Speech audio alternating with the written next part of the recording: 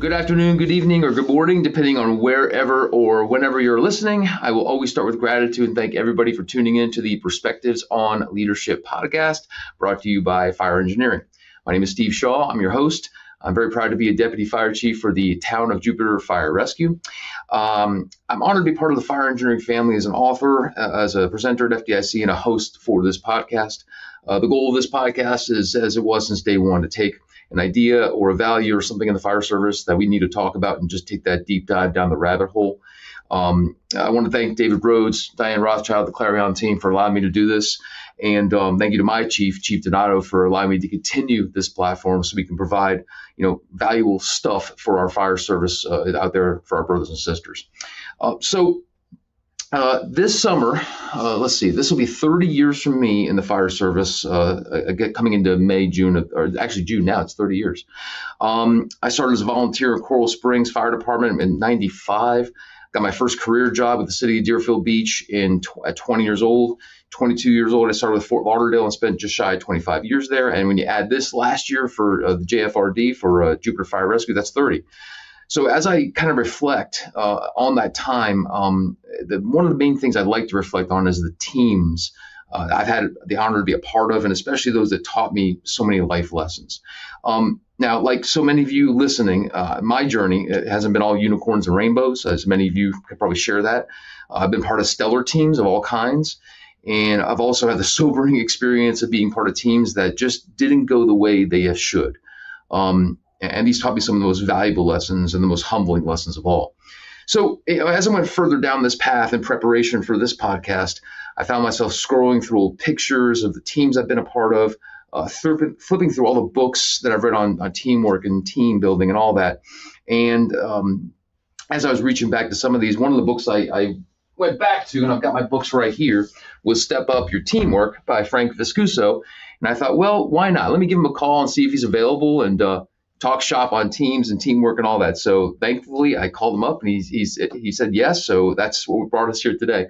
So before I introduce him, not that you don't know who he is, there's three things that were in my mind as I was preparing for this podcast. And those are these.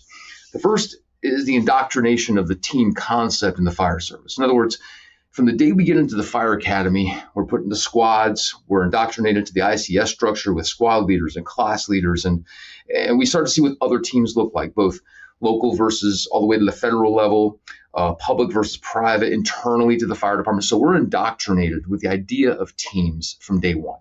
So I want to start there. The second is, how do you establish a team? What does that going to look like? And more importantly than establishing, how do you maintain that? Sometimes you can get that ramp up in the beginning and you're excited, but sometimes it's more difficult to maintain that over the course of a time frame. And the third thing is, what to do when teams struggle.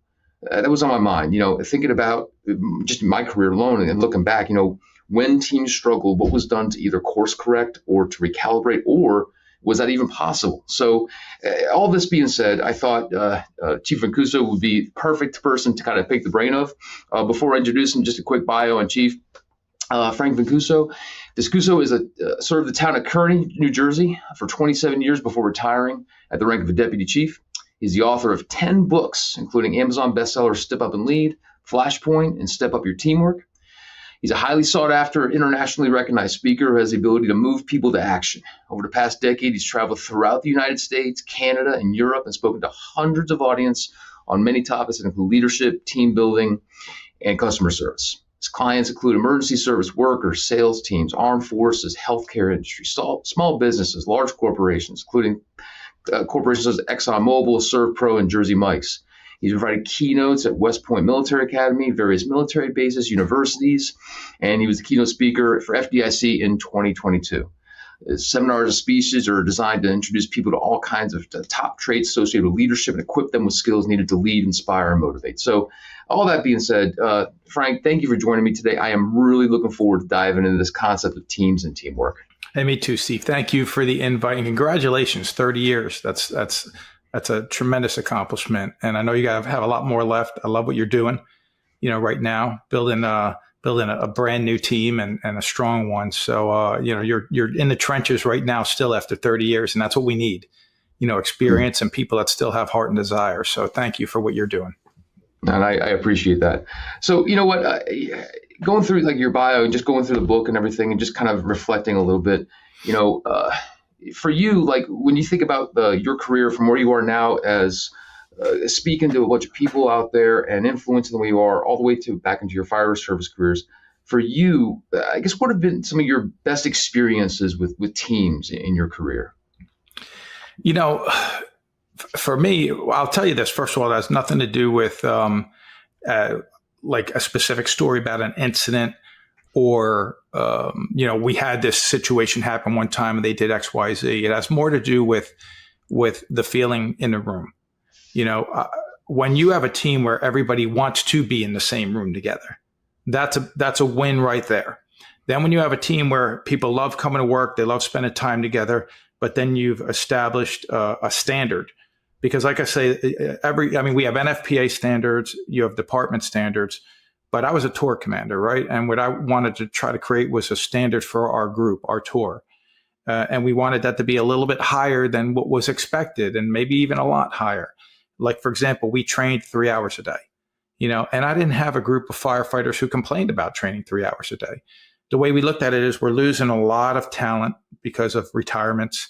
It was a challenging political climate, back at one point when I was a deputy, and people were leaving the fire service a little bit sooner than they wanted to leave it. And when that happens, your 15, 16, 17, 18-year veterans become your senior members overnight. And they were kind of in the middle. You had your new members, you had your senior members, and then those 15 to 20 to 25 members almost get lost a little bit, because the senior members have their way of doing things, but we're kind of gearing all our training towards we have to do this for the new members.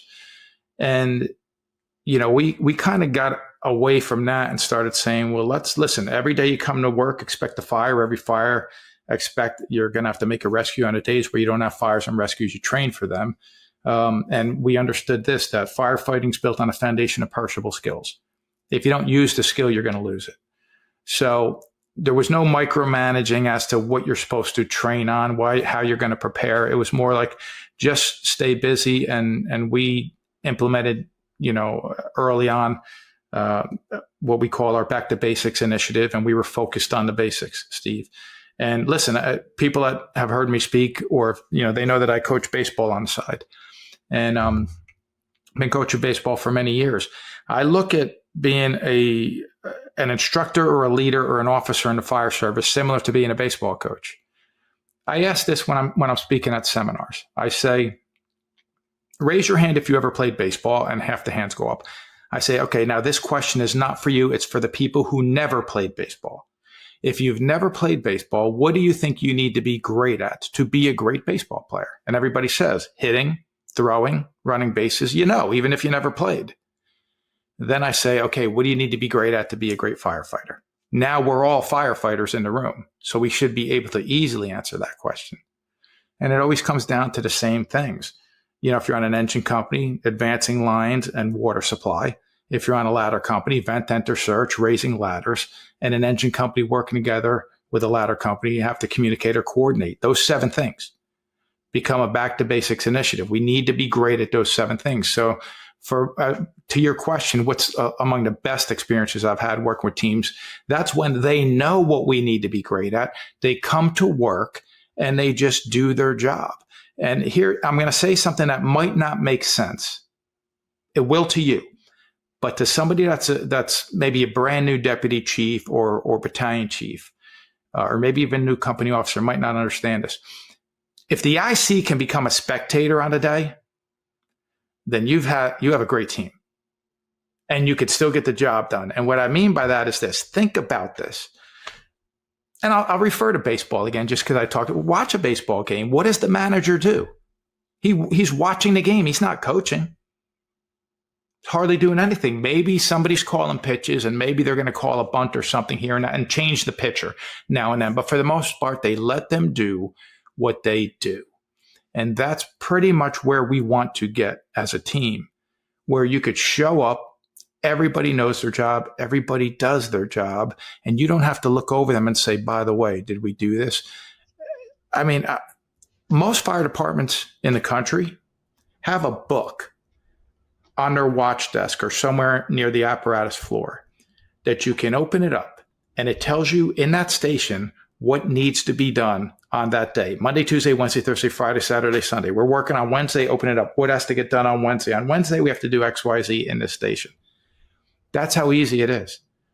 What makes it difficult is if you're trying to run a team and you show up and you have to call them halfway into the shift and say, by the way, did you do whatever it is that needed to be done in the station? Did you check the saws today? Did you fuel the apparatus? Did you wash did you take the ladders out and inspect them? Or it's inventory day? Did we do it yet when we're 12 hours into our shift? When you have to start asking those questions, that's when it becomes a difficult team to lead. I was lucky. I had a team that knew their job and they just did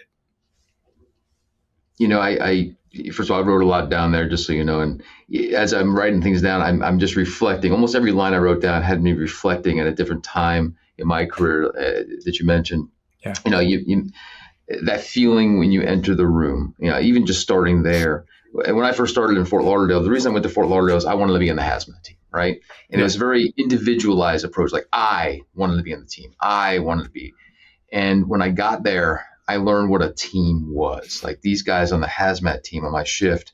And I still remember the men, Doug LaValle, Tino Pezos, Ralphie, Carl, Bruce. These guys they were a team. They were just a solid team. And I got to work with them that first year. And they taught me to shift my perspective from I to us and we and the team. And I'm so glad I had that experience. And, you mentioned a couple other things about, the newer members becoming senior overnight. It's interesting because I've seen that happen a few times, even in Fort Lauderdale when I was there before leaving, because just of quick turnover, people leaving before they should have. You had a lot of people just not, it's not that they weren't prepared, but oh crap, this is happening now. I thought this was going to happen 3, 5, 8 years down the road, and boom, they're now the senior person, or the person on the truck that the other guy that they respected for years is now gone because of whatever, and they just weren't expecting it. It's kind of like think about this, like when you have your first child, hey, in 9 months we're going to have a child, and all of a sudden that child's born, and it's like, wait, now I actually have to be a parent, like I have to feed that thing and change that diaper, and then it's real. And sometimes that's what happens. Like, it's going to happen at some point. And that's why it's really valuable when we have those team members that kind of think and act like a senior, more responsible member or an officer long before they get there. And I mean a good one, because we have good and bad officers, like any profession. Sure. But somebody that's doing the right things before they get to that position. And then when it happens, it's like, yeah, we knew that person was going to get there because they were always that type of person. That could be anybody listening to this podcast. Yeah. It's just a decision. Yeah. I'm also glad that, like you mentioned, watching some of these teams that I had to be a part of, I'm sure this is the same case with you, watching just things being modeled in real time.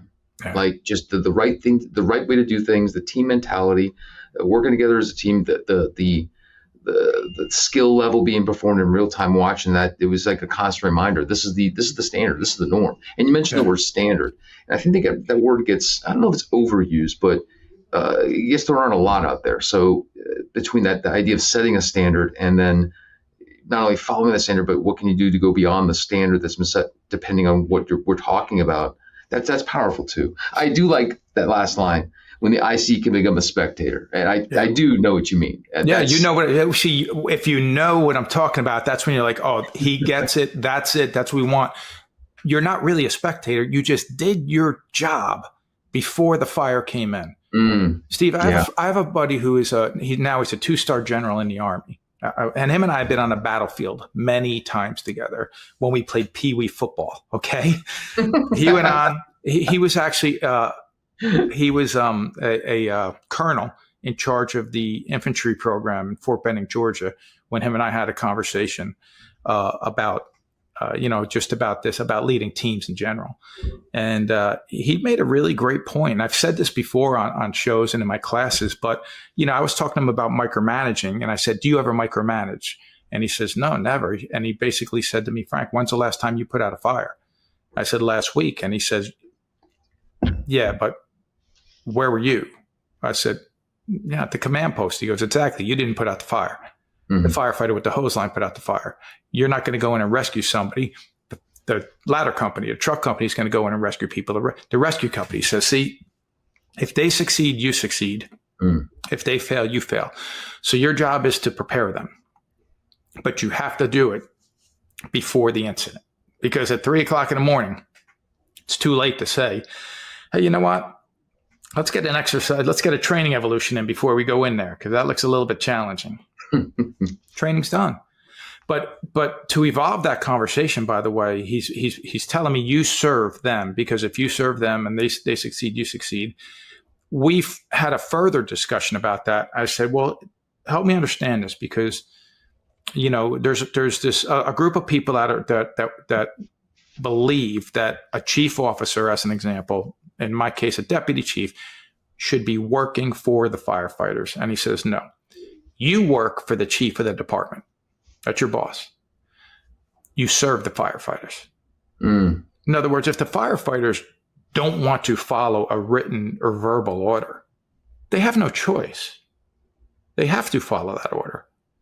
And it's your job to enforce it. And that's where it gets tricky with people, because they may be like, hey, I side with the firefighters on this. Well, there's a right way and a wrong way to voice your concern up the chain of command.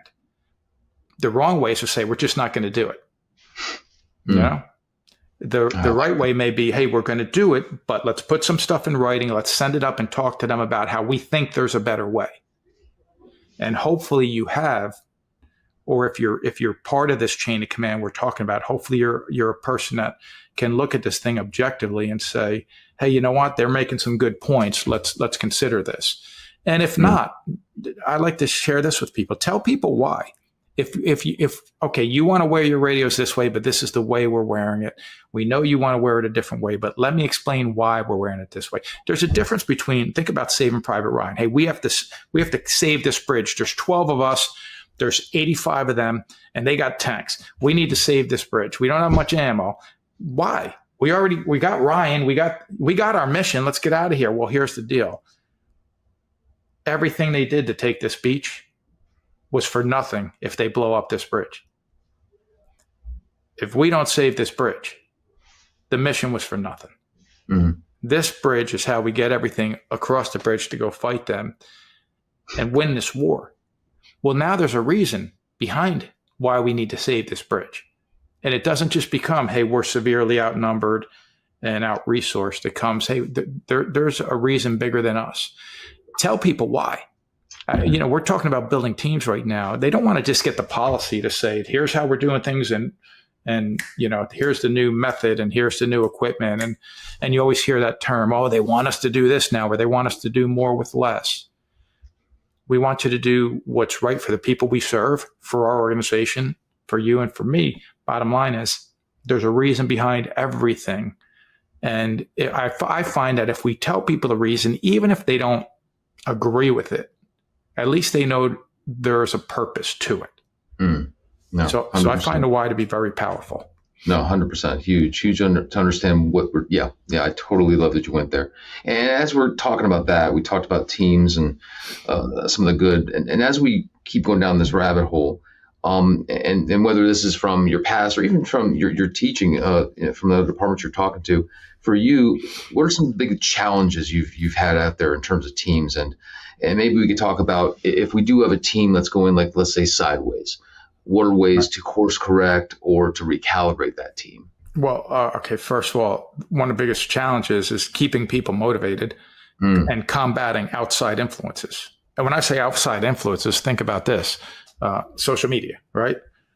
Social media is an outside influence that we got a lot of self-proclaimed professionals out there that are sending messages out there that I believe contradict what the fire service is about, just to build a brand.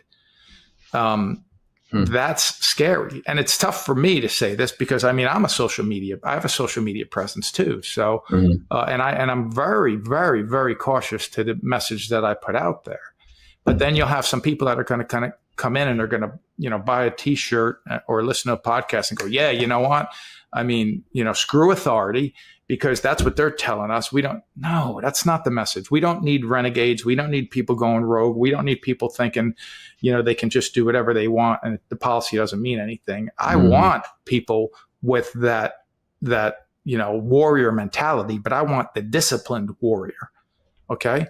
The thing is it's not just that. It's also, life happens. And when life happens, all of a sudden you get burned out. Like I was just teaching just 2 days ago and having lunch with a group of guys in between classes. And one of them's going through a divorce, and he was talking about it. And actually his chief came in and just said, "Hey, how's your wife doing?" And she says, "Oh, well, we're going through a divorce." And he goes, "Oh, I'm sorry to hear that." And he's like, "No, and then they just talked.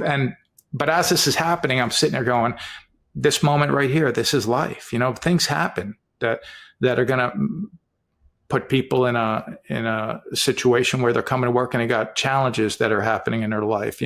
A sick child, a struggling relationship, something that a mistake you made. We all make mistakes, right? Choices we make that you're thinking, I wish I didn't do that, and it's weighing on you heavy, or you're just in a challenge. I mean, I'm an overthinker. If you're an overthinker, you go through these moments where you're beating yourself up for things you have no control over. And so, what among the biggest challenges is when we have those things we can't control.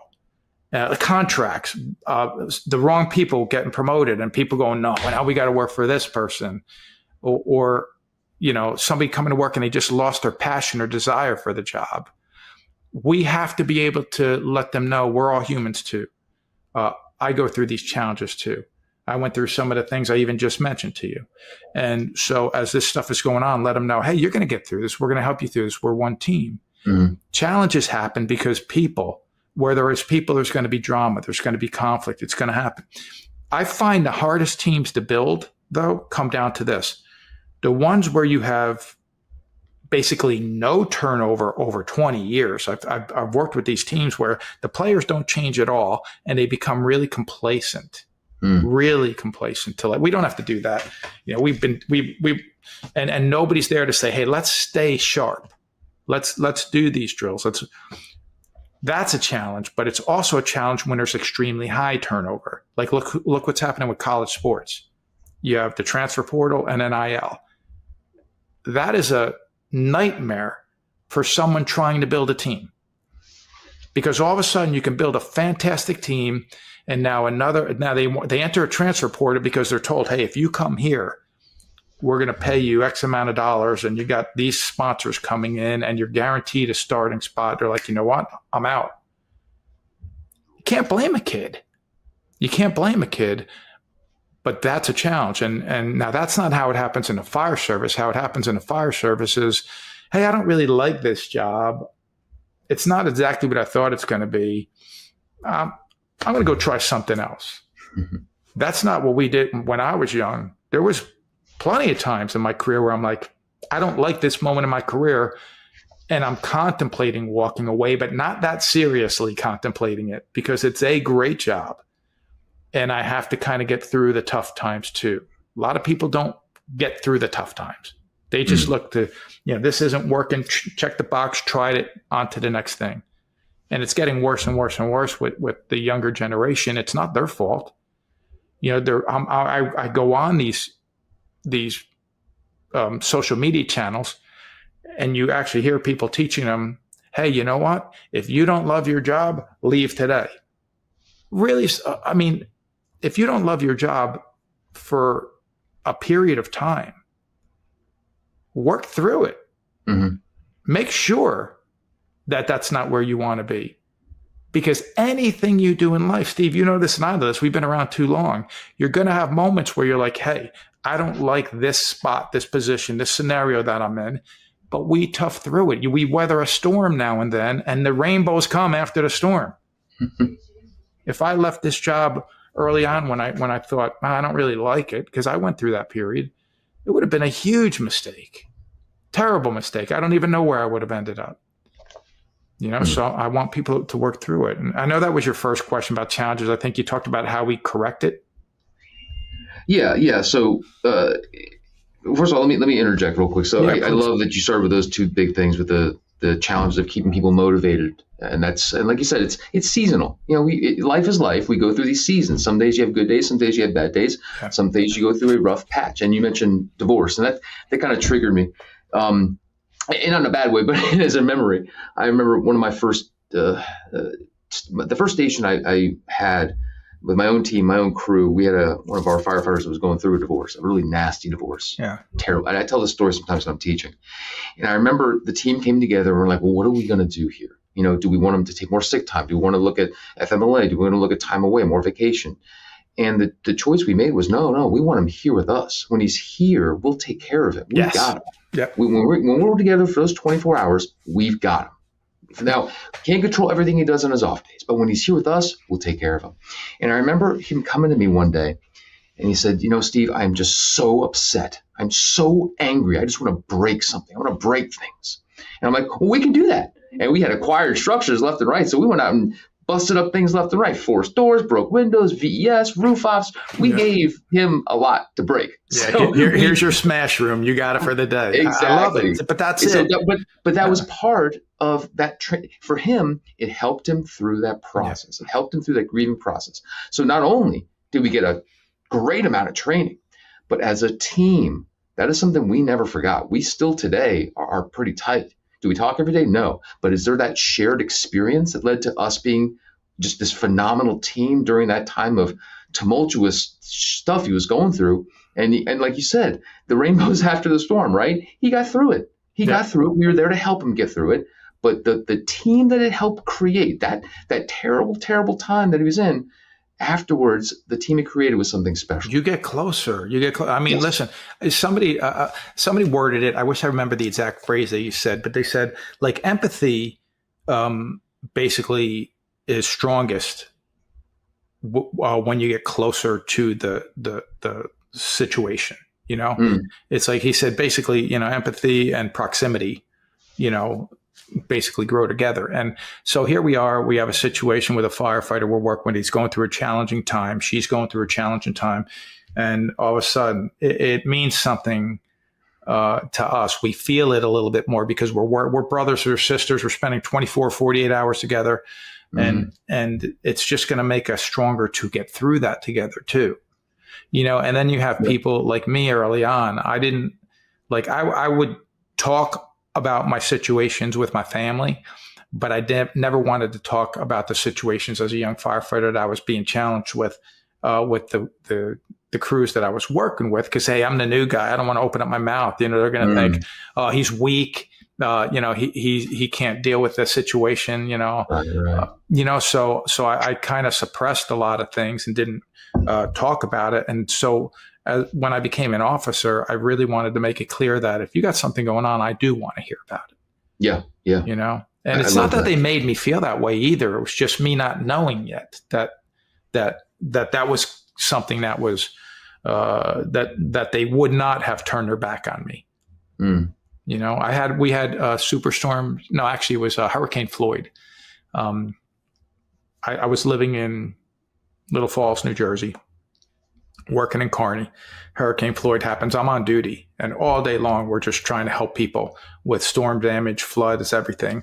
When I get to my house, 5.5 feet of water on my street. My house is under. I got a bi-level. The whole first level is underwater.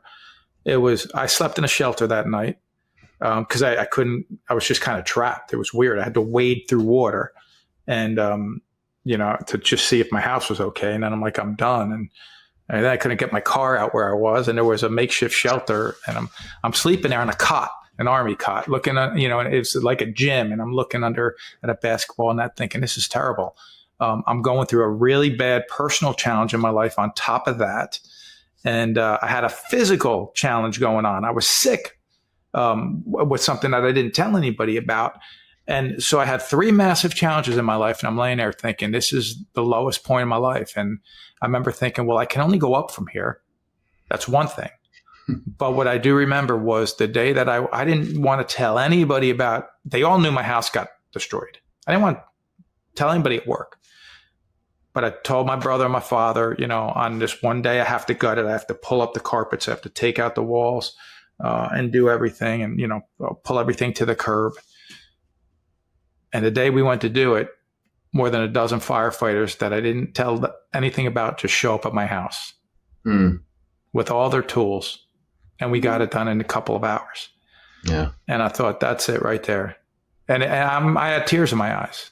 I just didn't expect it. I'm like, wow, like they got my back. Yeah. It's just like, hey man, let's go to work.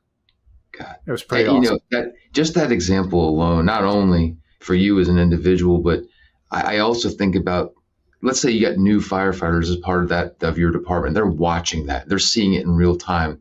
Just that tangible example being modeled right there in front of them. Like, this is what it is. This is what it is to be a firefighter in this department with this team and this crew. This is what the expectation is. You can talk about it all day, but in real time when it's deployed like that, you can't buy that. Right. God, exactly right. Yeah. I had that in Deerfield when I was there. I was 20 years old, just getting into my first job, and we had a massive storm blow through. Bolt of lightning hit the house of one of our firefighters and put a hole in his roof. The next 2 days, we were all there off duty patching this. I learned how to do roof construction the first month on the job. I learned more about building construction and roof ops the first couple of the months on the job, just helping him repair his roof. Oh, I bet. Shingles and underneath it, but just the whole department. It wasn't an option. We just came. It's what we did. It's what they did. And you see it in real time. And it's like we talked about the standard and expectation. It's one thing to say it, but when you see it, it's like, oh, got it, understood. That's what's expected of me. Well, and let me explain the standard thing too, Steve. This is really important. And I'll use another baseball analogy just to make the point. Standards are like strike zones. You think about it. Everybody knows what a strike and a ball is. Okay. And that might be the NFPA standard. Okay. So the NFPA standard is, this is a strike, this is a ball. We know what it is. And then there's your standard. You're the umpire. So you're going to say, yeah, that one. You want to make sure that you don't widen that plate enough that you're saying, well, yeah, that's the standard. 17 inches is the plate. That's the standard. But we're going to widen the plate for these two crews right here because they can't fit into the standard. We're going to make it easier for them. What did you just do there? You just became that umpire that now is calling 50% of the strikes as balls or balls as strikes. Your standard is not what it was supposed to be. So, and I don't want to say, hey, let's make it so tight you can hardly even throw a strike, because that's not realistic either. Mm-hmm.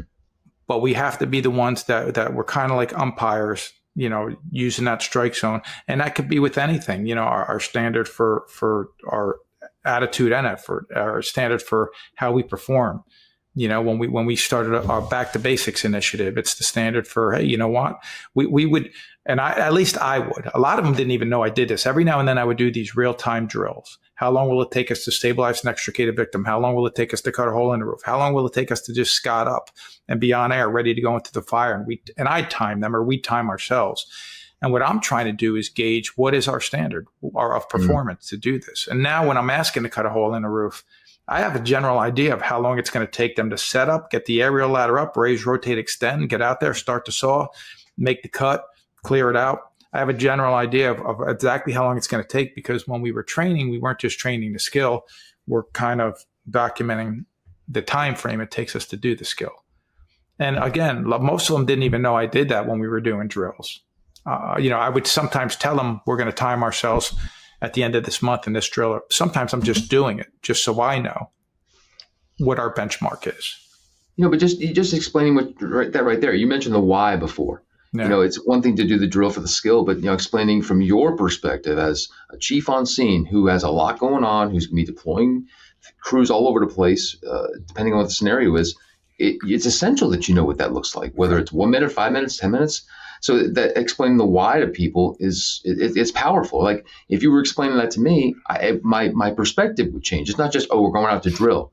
No, my boss needs to know how long this is going to take, because he's thinking about the strategies and tactics involved. It's a different way of looking at things. I love that. There was a time when, for a period of time with some new firefighters, we were training to be pump operators.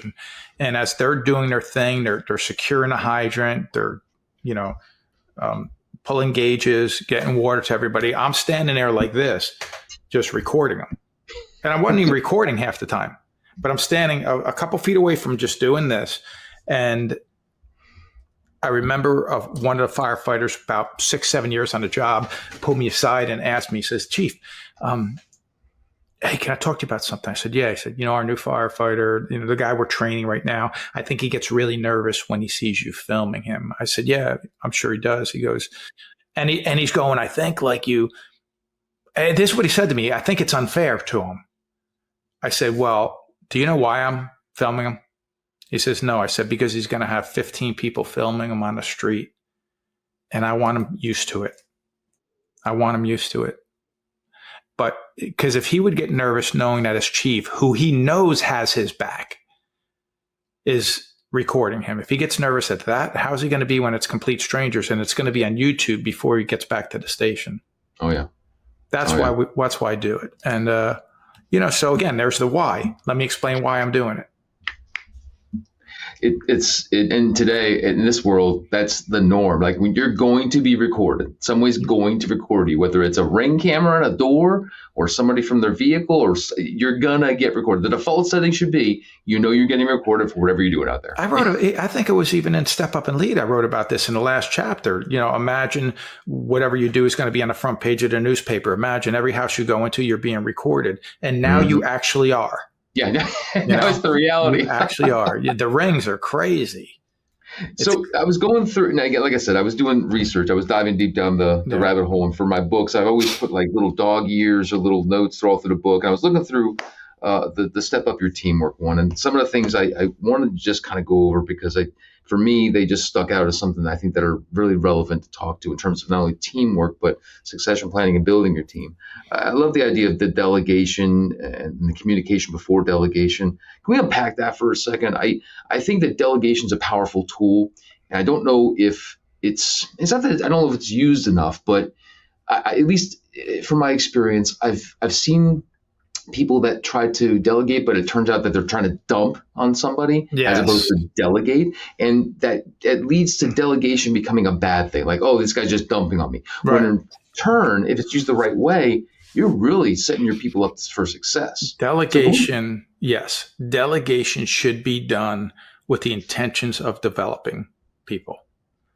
That's the way I look at delegation. Like, I want to delegate tasks so you are competent and capable and confident to do these things.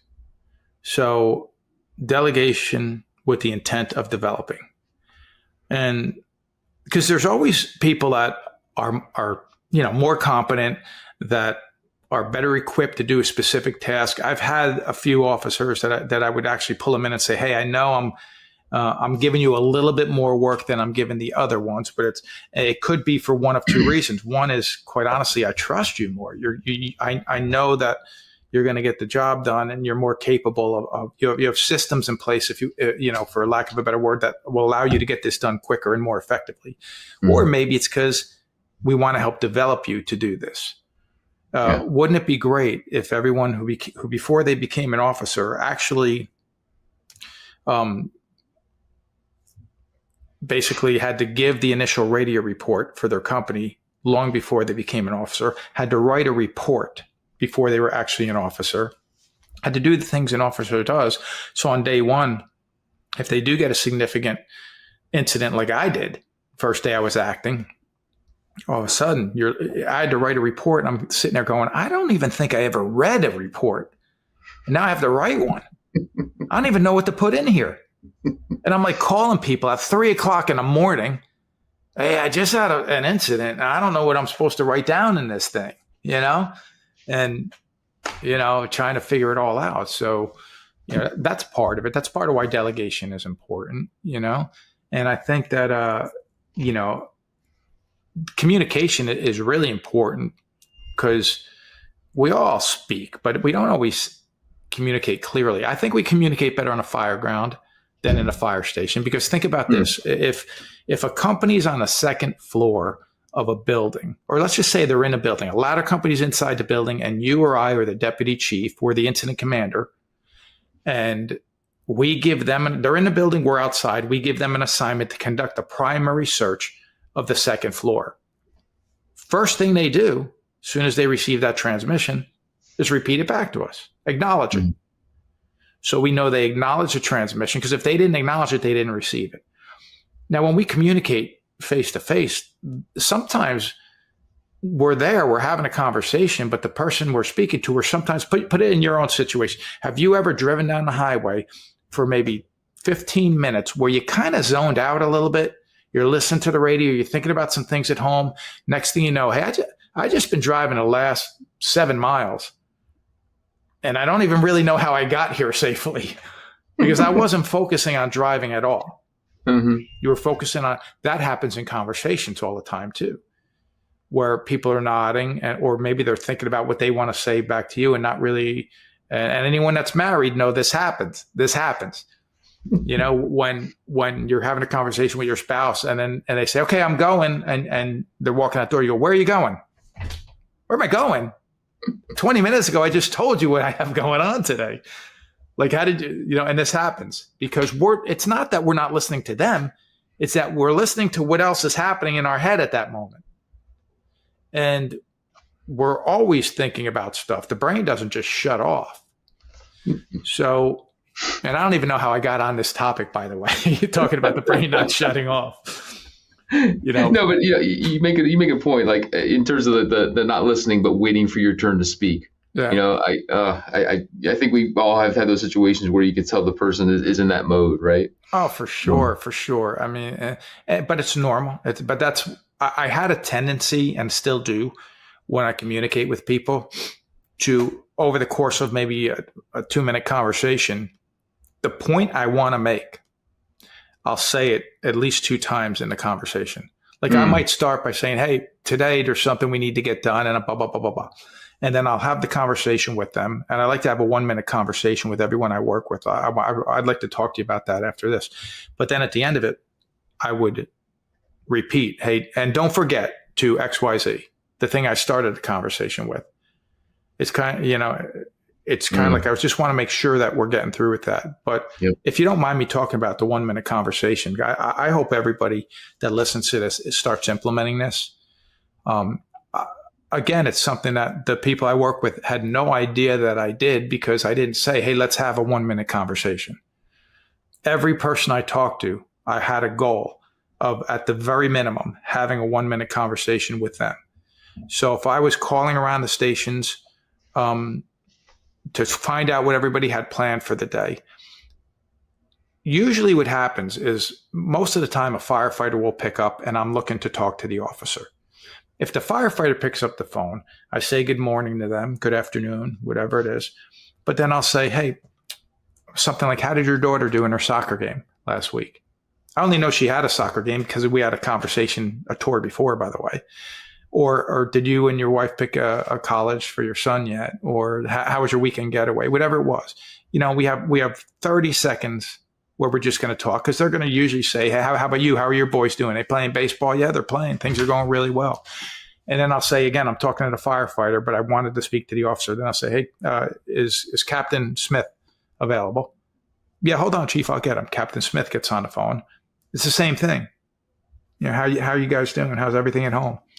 Things are good, Chief. Thanks for asking. Great. Okay. What do you guys have planned for today? Then we talk about what they have planned for today. And then we exchange any information that we need to. And it takes 1 minute.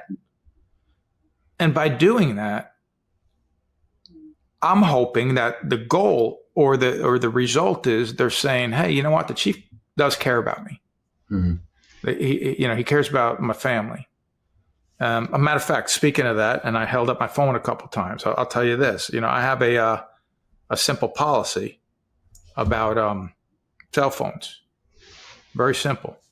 If I'm speaking, if I'm conducting a PIA, if I'm doing a training class, or one of us that we work with is speaking about an important issue, and your cell phone rings, look at it.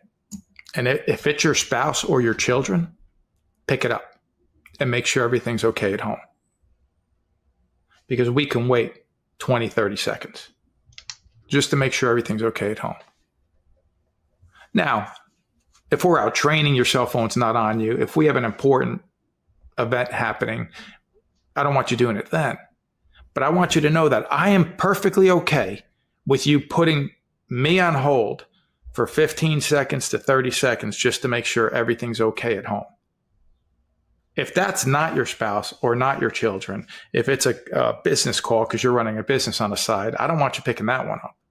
If you don't recognize the number, I wouldn't want you, because we're here, we're working, we're doing something. Mm-hmm.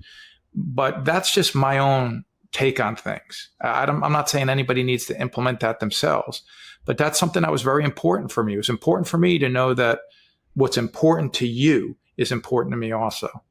Because we're talking about building a team, right? Let me ask you about that. And I'm glad you said that. That's an interesting take on things. Did your crews know that? In other words, with your phone being out there, they knew. Did they know that you were going to look at it and answer only if the family was calling? I have said it to them. And matter of fact, specifically, one person took a couple of calls and stepped out while we were doing, I think it was a PIA critique, stepped out a couple of times. And afterwards, I talked to him. I said, "Is everything okay at home?" He says, "Yeah, that wasn't my wife." And it turned out to be a side business. And I said, "Okay." So I said, let me just clarify something. That you can't do. That call can wait, because this is priority one when it comes to work. Family is different. So I had to have that talk with him. And it comes down, it's the same thing. I mean, I may have worked with people where I maybe had not had this conversation with them, because it's not like every day I came to work, I said, "Let me remind you about our cell phone." It was something that I said once or twice over the course of 10 years as a deputy chief, where some people may not have even been in a room, but I think for the most part, they understood where I was coming from. Yeah. No, I like that, because, I think that it goes back to the why. If I know that using that as an example, you're looking at your phone just to make sure it's family. That speaks to me, because if we are going to say family first, well, the actions have to reflect the words, right? Well, that's it, and that's part of our family too. Right. Now, Steve, I will caution you. Like I was out, and be careful not to basically get the wrong impression of somebody. Like I was out, and I think it was Montgomery, Alabama, teaching a class just a couple of weeks ago, and there was a officer in the room that was on his phone. It was a 3 or 4 hour class on his phone pretty much the entire time. Mm-hmm. And he was kind of in the back of the room. And I didn't say, I'm not going to call him out, certainly. But afterwards, he came up to me to talk. And first thing out of his mouth was, "Let me just show you something." And he shows me his phone. He goes, "These are all the notes I took from your class." And he was taking notes the entire time. He's like, "I couldn't stop taking notes." And here I am thinking he's just texting somebody the whole time.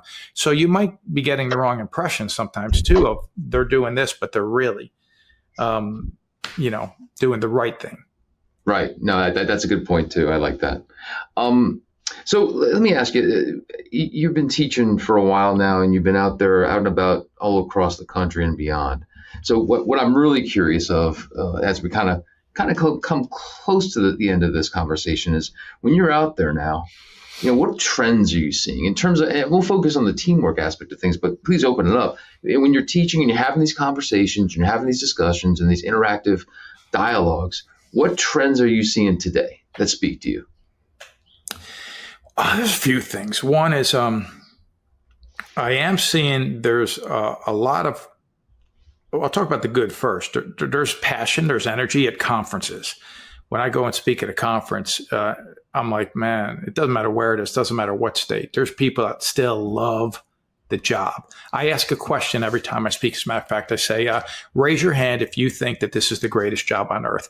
Steve, I'm telling you, I've never seen less than 95% of the hands in the room go up. Never less. So there's a lot of passion. Sometimes there's 1 or 2 hands that don't go up, but it's actually It's not the norm. And that's only this profession. Many polls in America were ranked very high in career satisfaction. That part's very true. So there's good out there.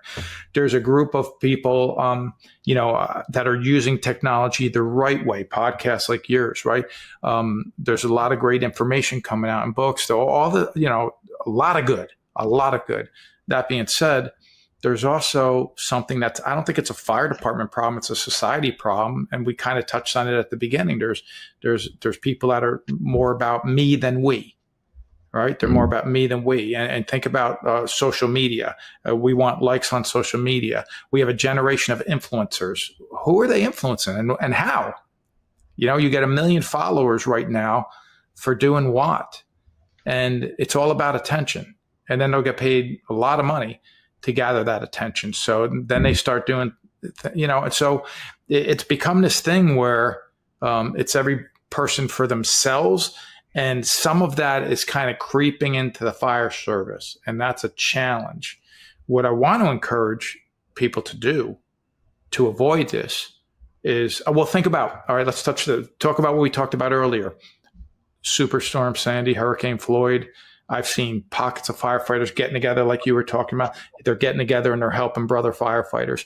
Firefighters would get together and once a year and run senior picnics. They'd get together once a year and they'd do a fishing trip down here at the Jersey Shore.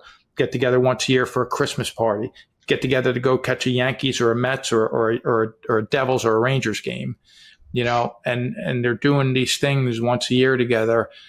And I'm seeing that start to fade away a lot, where they're not doing these things where they're getting together with their teams outside of work the way that they used to. I would like to see that come back, because that's, again, how we build that bond. I would like to see the healthy kitchen table. And I'm not talking about how we eat healthy food. I'm hoping that that's part of the equation. I mean, if the firehouse was a living, breathing organism, the kitchen is its heart, right? And I want the conversations to happen. I don't think a kitchen table should have rank. I do think a kitchen table should still have standards, though. If the conversations are going in the wrong direction, it's an officer or a senior member's job, or any firefighter's job for that matter, to actually say, hey, you know what? Let's bring it back in. We're going south. Love that. And I understand this. I don't want HR at my kitchen table. I don't want it, because I know we're going to talk about stuff that you don't normally talk about in the workplace. I looked at myself as a person that I thought, you know what, they earned the right to speak honestly about things, because it's not what firefighters do every day that impresses me. It's what they're willing to do at any given moment. But we've seen things, we've experienced things, and we're willing to do things that the average person does not see, experience, or is willing to do. And I know that firefighters think because I do that, I have the right to say anything I want, wherever I want. And there's a level, like I will there, when we're talking about the strike zone, I will expand my strike zone a little bit. That being said, there's still a strike zone. So if they cross that line, you know what? We need to talk about it and pull them up in the office, and let's just talk about the things that are being said at that kitchen table to make sure we don't go in the wrong direction. Somebody who's negative, I brought in a negative guy one time, spreading a lot of negativity, and said, we can't have that talk at the kitchen table. We work really hard to develop a culture where people love being here, and you're making everybody miserable. We've had that conversation. I've had a conversation where a guy was cursing way too much. I'm an Italian from Hudson County, New Jersey. If you think I don't use every word in the book and not in the book, you're wrong. I do. It's the culture. It is the culture. I mean, there's words that we don't consider to be bad words or curse words or cuss words that sometimes I'll say in another state, and people are like, oh, can't believe I said that. You can't believe I said that? I mean, that's not. So the cultures are different, but sometimes you see them kind of taking it to an extreme. Think about this. Tony Robbins. You know Tony Robbins, right? Tony Robbins. I mean, I listened to him 20 years ago. I got some of his tapes. I've read his books. Listen to him now. He drops F-bombs every other sentence. He never spoke like that. Because now it's kind of cool and acceptable, and they're doing it all over YouTube and all over social media. But when we do it in a uniform, Guess what? You have that woman that's walking by the firehouse, pushing her kids in a stroller, holding another one's hand, and she hears firefighters dropping the F-bomb and saying something that was really inappropriate. And maybe she just places a call to the mayor's office. And now we have a real problem on our hand. And that's what I mean by, we do have to have standards. No, and just like you were saying, when you do, as an officer or as a leader, regardless of rank, step up and say what needs to be said when it needs to be said, that's leadership. And if you don't, well, you're condoning what was done. If you don't say anything, you've condoned it. Like it must be okay that I keep doing this. When we talk about standards, that's part of how your standards are shaped. The worst behavior you do allow could shape the standard of your organization, the culture of your organization by default. And all of a sudden, you're thinking, hey, listen, Steve, have you ever heard somebody say, I don't care what people think about me. I don't care. That's not me. I always cared what people thought about me. Probably a little too much. Okay. I always wanted to be someone that people liked. And I'm not somebody that everybody likes. So I'm not delusional to think I am, because I do know that there's fear, there's greed, there's ego, there's attitude, there's disagreements, there's difference in philosophies. I totally get it. What I can tell you is this: if I'm around somebody that I disagree with, I have enough respect for them that I can get along with them just fine. Some people I'm around, maybe they operate a little bit differently. So, I mean, we're going to be in a situation here where not everybody that's sitting at that kitchen table that we talked about a moment ago are going to see things equally or eye to eye. Look, right. You've been in a firehouse where one firefighter at that station gets their news from Fox and another one gets their news from CNN. You think they agree on anything politically? No. But it's not always about agreeing. A lot of times it's about just being respectful of the other person's point of view. Yeah, I love that. That's all it is. Yeah. So, we're coming up on close to an hour here, Frank, and I just want to review the notes that I'm taking. By the way, I took a few notes here and there, cool. Just a few. But as we're going through these, I'm just reflecting on some of these things. And you started with that feeling in the room, and I think that for some reason it was a great way to start. In other words, I was listening to a podcast this morning on the way in, and it was I think it was Andy Stanley, and he was mentioning that at one point he talked to the new CEO of, I think it was Home Depot, and one of the things he did when he first started was walking the floors, just kind of seeing what it was like out there, what the interactions were, and feeling it for himself or her. And I thought about that when you walk into a good team, there's something felt about that. There's there's the camaraderie, there's the vibe, there's that energy. There's something for there. For sure. And by the way, if you have that, there's a good chance the day before your tour, when you're getting ready to go to bed that night, you're actually a little bit excited because you know you're going to a place you want to be tomorrow. Yes. And if it's the opposite of that, that's a red flag. Well, if it's the opposite of that, here's usually what happens. If you don't like going to work for one reason or another, chances are you're miserable the day before work too, because you're thinking, I have to go there tomorrow.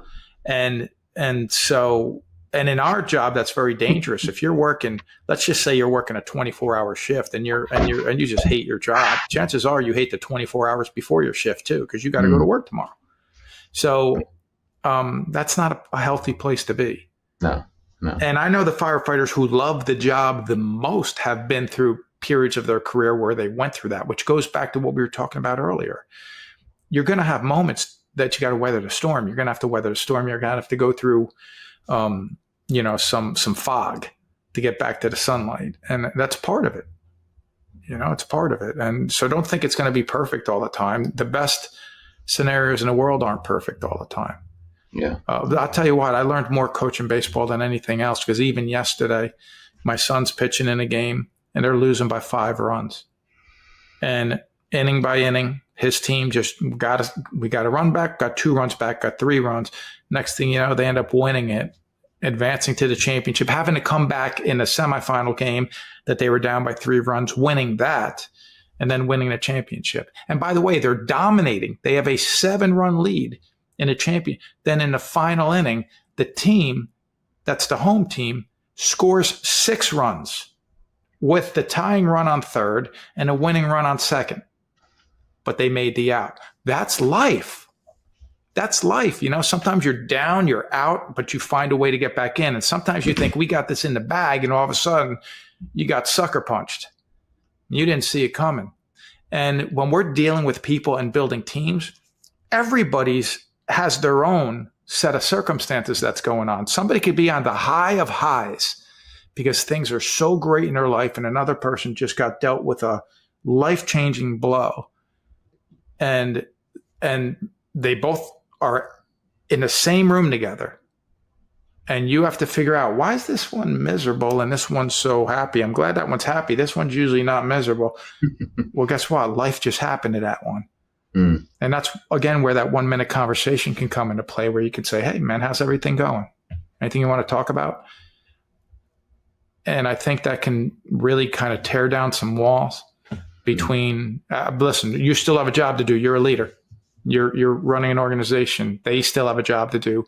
But I would like to think that if I'm going to go into battle with somebody, it's somebody that trusts me as much as I trust them. Yeah, no, I love that. And that I don't know where I read this, whether it's a conference or just going through some books on like the generations, and that could be a whole other topic, obviously. But someone quoted to me recently that the newer generations want that authentic one-to-one collaboration, that authentic one-to-one conversations with their leaders. So I think there's an opportunity, there's a window now there for that to practice that more, like you said, the 1 minute conversations, or just that one-on-one where they feel like, and you're being authentic, that you want to get to know them and have that conversation, a rich dialogue. Absolutely. And a lot of that comes, if you ever see the movie from, the scene from the movie We Were Soldiers, they're doing a training exercise and there's soldiers falling behind the team, and there's two different teams. And one officer is yelling at the ones that are behind, saying, get up there. There's no second place in war. What are you doing? Get up there. Mm. But the other one says, take your boots off. And he kneels down. He sees he has a hole in his foot. And he says, I want you to draw fresh socks from supply. Keep your feet dusted with powder. Everybody check each other's feet like God Bolt and me. Taps him on the leg a couple times as if to say, I'm okay with you. We're good. And you look at these two different leadership styles with the same exact scenario, but two different styles. And you could tell one of them, and matter of fact, Mel Gibson portrays Hal Moore. He looks at that one that knelt down and checked the guy's foot and said, draw fresh socks from supply. And he says, now that young man's a leader. Mm. And they point to the other one who's yelling, get up there. And they say, yeah, and that one wants to win medals. Mm. And by the way, both personalities are needed. This is the part I want to stress. I want the person who wants the hardest job on the fire ground, and they want it every time. I want that team of people showing up at scenes, but I just want them to be compassionate in the firehouse. Mm-hmm. That's the balance. I love it. You also mentioned in terms of the talking about our team members, whenever the working for the chief, but serving the firefighters. I think serve is special. I reflect right now as to, we're building this fire department, and it's so nice to have these conversations with the group that we've established or that we put together so far, because all the conversations are about ways in which we are going to serve the men and women that are going to work here. I mean, every day we talk about it, and it's such the mindset is not about us. We listen. We have the trophies, we have the helmets, we have the shirts. We've been there, done that. It's beyond us now. We're about serving the people that are going to work here, and we have those conversations every day. And you'll get so much more from them knowing that they are valued enough that you're asking their opinion, and then when you can implement some of those opinions or ideas. Listen, if you ever read It's Your Ship by, where they took the worst ship in the Navy and by Michael Abrashoff, he was a captain on what was considered standard-wise the worst ship in the Navy and turned it into the best ship in the Navy. Mm. That's what he did. He went around. He knew what the standards were. This is what we need to do. This is the goal. But then he would talk to the people who needed to do those things and say, so what do you think? What's the best way we can go from where we are to where we need to be? And what do you need from me in order to make it happen? And he was implementing their ideas. That's powerful. Yeah. Yeah.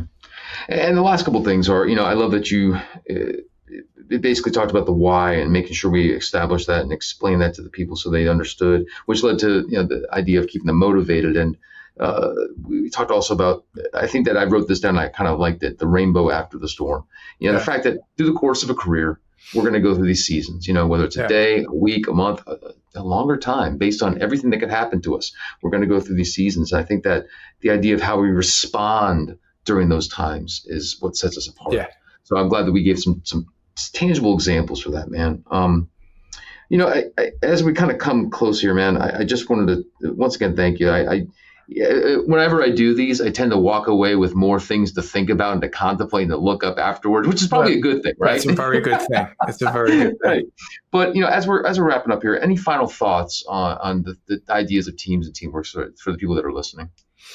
I don't think there's any better feeling than being part of a winning, successful team.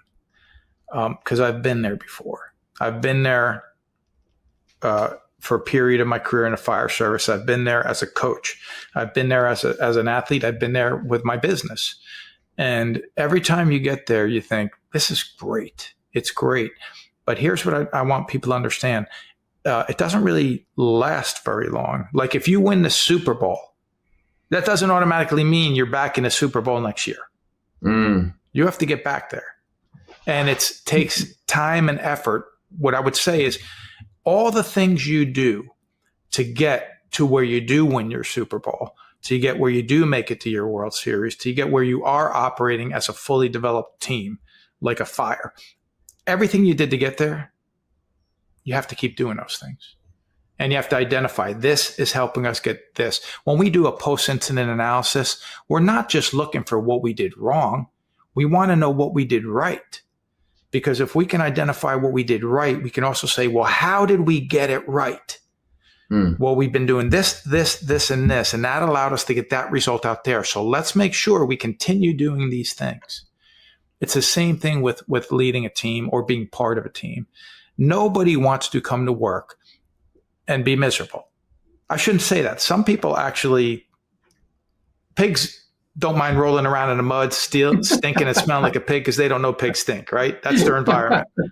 Right. So some people get stuck in the mud and they kind of want to bring you into the mud too. Yeah. But, and I used to say, miserable people want you to be miserable too. And one guy corrected me one day. I'm coming back from a class. And he said, the only thing I disagreed with was when you said that. He said, because for 2 years of my career, he said, I was the miserable person. He says, but I wasn't trying to influence or recruit anybody else to be miserable. I was just frustrated. I wanted to be heard. I wanted somebody to tell me I'm not crazy. He goes, I felt like I was calling out for help. I said, sometimes that's the case too. And that's why we have to do a better job of just being there for each other. But that's it. I think, we should strive to want to create the best working environment, because here's the key to what my goal is when I teach, when I go to fire departments and I teach. Yes, I want you to leave there knowing how to lead a team more effectively. I want you to give you tools. I want to give you ideas. I want to bounce some ideas off of you. I want to have conversations about leadership and team development. More than anything, I want you to have a good life. I want you, anyone that sits in my class, anybody that's on any one of my teams, to have a good life. And I think if we approach our day that way, thinking, man, we're going to build a successful team, but we have to take care of each other in the process. It's possible to do that. It's possible because it's happened. But it takes effort to stay there. Now, one cautionary tale, though, just on that thought is, we got a job to do. I want you to be happy. I want you to love coming to work, but you better work when you're at work. Because we have a job to do, and we're not playing for a win or a loss. I watched the Yankees game 2 days ago. If anybody's looking at what date this was recorded, it's 6/2, 2025. 2 days ago, the Yankees lost 18-2 to the Dodgers. And that was because Judge hit 2 home runs. They played him again yesterday, and the Yankees won. I think it was 7 or 8-2. You have a bad day. Everybody has a bad day. But guess what? You have tomorrow. So the score from the last fire is already out. It's done. We talk about what we did right. We talked about what we did wrong. But now we're here today, and let's focus on what we need to do today to make sure we put ourselves in the best possible situation to get the victories when those calls come in, whether it be a medical call, a fire call, or just, a public relations event where we want to just put out the best face for our department that we possibly can. I think you summed it up perfectly, man. I appreciate that, man. And listen, all these notes I've taken, I think that we've done the listener right. When Chief Halton gave me the ability to do this, he always said, Steve, you have to do this. You can talk about anything you want, but you have to make it deployable for the listener. Yeah. And I think that we've talked about a lot of things that enable them to do that. So, but Frank, as we wrap up, one more time, I just want to say thanks for talking shop. I appreciate it. I think this is valuable. I think a lot of people got a lot out of it. Any final words? What's on my heart right now? You mentioned Chief Halton, and I got emotional. My last words to him were, "I love you." And he was just a guy who gave me a chance to do like the keynote at FDIC, to speak at FDIC, when I wasn't even so sure if I was, the right guy. But he was a guy and he gave a lot of people a chance to do a lot of things. And there's a lot of people like that. You and me both. Yeah. And I guess where I'm going with this is, for the people that knew him, remember the good examples that he put out there for us, and know that you can make a difference in someone's life. 2 people made a huge difference in my life, and one was Chief Halton, and another guy was a guy named Harvey Eisner. And Harvey Eisner was a guy that was editor-in-chief of another magazine that I just called one day because I had written a book and I didn't know how to get it published. And he said, "You know what, Frank?" And I just met him on this phone call, but it was a firefighter talking to a firefighter. And he says to me, "I know a guy who publishes books. Give him a call. Tell him I gave you his number. And maybe he can guide you in the right direction." And that was the guy that published my first book. And now I'm proud to say, I published my books through Fire Engineering Books and Videos. I'm very proud to be part of this family. And, but that's just because people gave me a chance. So I hope the people listening here know that you can be that type of person for someone too, and give them a chance, and hopefully, be that catalyst to help them achieve great success. I think that's a perfect way to sum all this up. Thank you for that, man. I appreciate that. No, thank you. And thank you for the invite. I really enjoyed the conversation. No, I'm glad we connected. I'm glad we did this, man. I really am. So, we're coming to the end here, everybody. So once again, thanks for everybody listening to the Perspectives on Leadership podcast. Second Friday of every month, these episodes drop. Once again, thanks for Chief Halton, or of course, thank you to Chief Halton. But thank you to David Rhodes, to Diane Rothschild, the Clarion team. Much appreciated for you guys continuing to give me this platform to allow us to do these kind of things for our brothers and sisters in the fire service. So thank you all. I hope you listened. I hope you learned a lot, and we'll see you next month. Thanks.